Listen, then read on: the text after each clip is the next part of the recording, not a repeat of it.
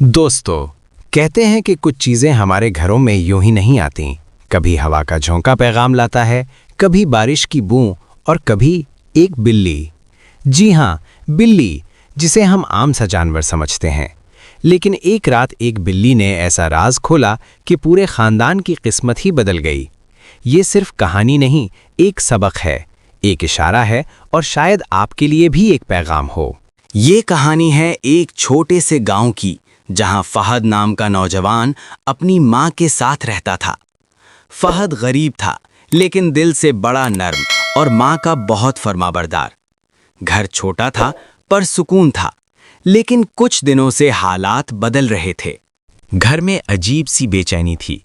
कभी चीजें गिरती, कभी बावर्ची खाने से आवाज आती, कभी दरवाज़ा खुद ब खुद चरचराता और फहद की माँ कहती, बेटा कुछ ठीक नहीं लग रहा, शायद नज़र लग गई है घर को।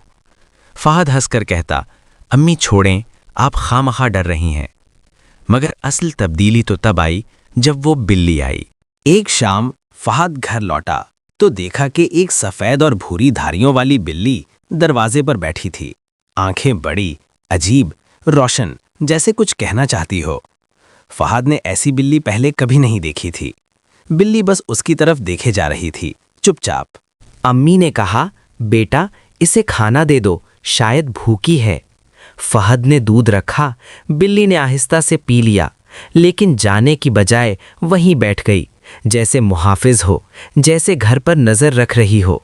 इस रात पहली बार घर में सुकून रहा, न कोई आवाज, न कोई बेचैनी। अब ये मामूल बन गया था।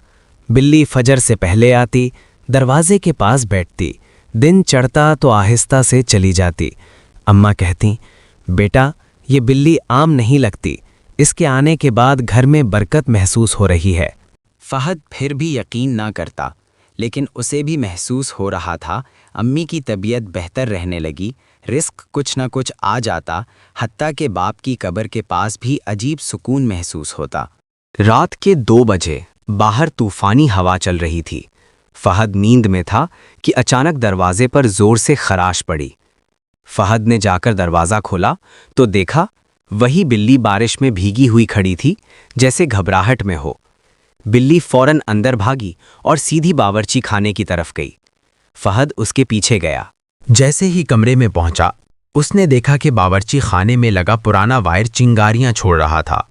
जरा देर हो जाती तो आग लग जाती। बिल्ली बार बार म्याऊं करके उसे इसी तरफ मुतवज्जे कर रही थी। यूं लगा जैसे बिल्ली ने उसकी जान बचा ली।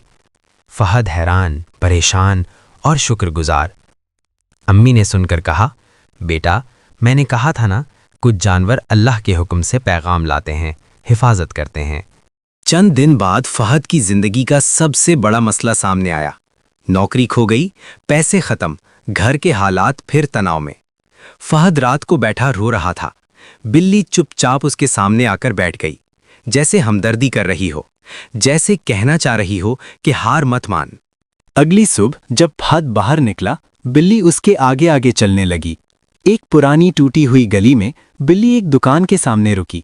ये एक लकड़ी का कारखाना था और बाहर लिखा था, काम सीखने वाले नौजवान की जरूरत है। फहद हैरान हो गया। उसने अंदर जाकर बात की और उसी दिन काम पर रख लिया गया। रिस्क का दरवाजा खुल गया। वक्त गुजरता गया, घर में बरकत आ गई, अम्मा सेहतमंद हो गईं, फहद की मेहनत रंग लाने लगी। फिर एक सुबह वो बिल्ली नहीं आई। दिन गुजरते गए, फिर हफ्ते, मगर बिल्ली वापस ना आई। एक दिन इमाम मस्जिद ने कहा, बेटा कितने दिनों से तुम्हारे घर के पास वो सफ़ेद भूरी बिल्ली नहीं देखी? तुम जानते हो, इस इलाके में ऐसी बिल्ली को लोग रहमती बिल्ली कहते हैं। कभी कभी ऐसी बिल्लियां ऐसी जगह रुकती हैं जहां रब की रहमत आने वाली हो या जहां वो हिफाजत करती हैं।